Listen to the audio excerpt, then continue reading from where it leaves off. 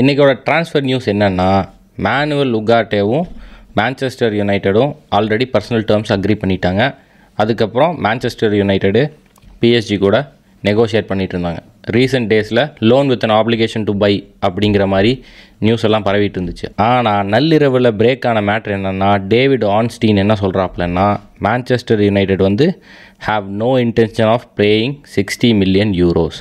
அதனால் வேறு ஆப்ஷன்ஸை Manchester United பார்க்க போகிறாங்க அப்படின்னு சொல்லியிருக்காப்புல. டேவிட் ஆன்ஸ்டீன் சொன்னாலே அது 99% உண்மையாக தான் இருக்கும். அதனால் மான்செஸ்டர் யுனைட்டடு இதை ஒரு டாக்டிக்காக கூட யூஸ் பண்ணலாம். யாரும் உகார்டேக்கு 60 மில்லியன்லாம் கொடுக்க போகிறதில்ல. ஒரு வருஷத்துக்கு முன்னாடி பிஎஸ்ஜி 60 மில்லியன் கொடுத்து உகார்டேவை ஸ்போர்ட்டிங் லிஸ்பன்லேருந்து வாங்கினாங்க. ஒரு வருஷமாக கடையில் போட்டு வச்சதுக்கப்புறம் எப்படி இன்னொரு டீமு அதே 60 மில்லியன் கொடுத்து உகார்டேவை வாங்குவாங்க?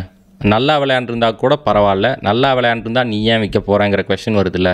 அதனால் உகார்டேவை யுனைடெட் மட்டும் இல்லை, வேறு எந்த டீமுமே அந்த ப்ரைஸ் கொடுத்து வாங்க போகிறதா எனக்கு தோணலை. பென் ஜேக்கப்ஸ் ஒரு ஜேர்னலிஸ்ட் இருக்காப்புல, அவர் சொன்னது என்னென்னா, யுனைடெடு வேறு 2 ஆப்ஷனை பார்க்குறாங்க. அந்த 2 ஆப்ஷன் யாருன்னா, உல்ஃப்ஸில் இருக்க ஜோ கோமேஸும் அதுக்கப்புறம் ஃப்ளூமினிஸேல இருக்க ஆண்ட்ரேவும் தான் அப்படிங்கிறாங்க.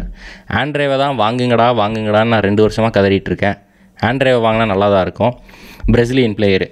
ஸோ என்ன நடக்க போகுதுன்னு நம்ம பொறுத்திருந்து தான் பார்க்கணும். அதுபோக யுனைடெட் வந்து யூசப் ஃபஃபானா, ஏட்ரியன் ராபியோ, ஜூபிமெண்டி, ஆம்ரபாட் இன்னும் இருக்காப்புல, வெறும் 12 மில்லியன் கொடுத்தா வாங்கிக்கலாம். ஸோ இந்த ஆப்ஷன்ஸ் எல்லாம் இப்போ யுனைடெட் கிட்ட இருக்குது. அதுக்கப்புறம் என்ன நியூஸ்னால், மார்க் கேஹியை நியூ கேசல் யுனைடெட் வந்து கிறிஸ்டல் பேலஸ் கிட்டேருந்து வாங்க போகிறாங்க. 65 மில்லியன் பவுண்ட்ஸ் கொடுத்து நியூ கேசல் வந்து கிறிஸ்டல் பேலஸ் கிட்டேருந்து வாங்க போகிறாங்கங்கிறது தான் இன்னொரு பிரேக்கிங் நியூஸு. இது வந்து ஒரு நல்ல டீல் தான். ஆனால் 65 மில்லியன் பவுண்டுக்கு ஒர்த்தான பிளேயராக குவேஹின்னு கேட்டால் எனக்கு தெரியாது, பொறுத்தது தான் பார்க்கணும். இன்றைக்கோட இன்னொரு முக்கியமான ட்ரான்ஸ்ஃபர் நியூஸ் என்னென்னா, Julian Alvarez to Atletico Madrid. 2 வாரத்துக்கு முன்னாடியே Atletico Madrid are interested in Julian Alvarez அப்படின்னாங்க. இது எந்த அளவுக்கு உண்மையாக இருக்க போகுதுன்னு சொல்லிட்டு நானும் அது பெருசாக பார்க்கல.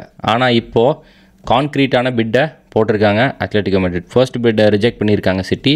அதுக்கப்புறம் 2வது பிட்டு கிட்டத்தட்ட 70 மில்லியன் யூரோஸ்க்கு அத்லெட்டிகோ மெட்ரிட் போட்டிருக்காங்க. ஸோ இதை வந்து அக்செப்ட் பண்ணுறதுக்கு தான் வாய்ப்பு இருக்குது அப்படின்னு சொல்கிறாங்க. மோஸ்ட்லி இது இன்றைக்கி இல்லைனா நாளைக்குள்ளேயே இந்த டீல் முடிஞ்சிடும், ஹியர் வி கோ வந்துடும்.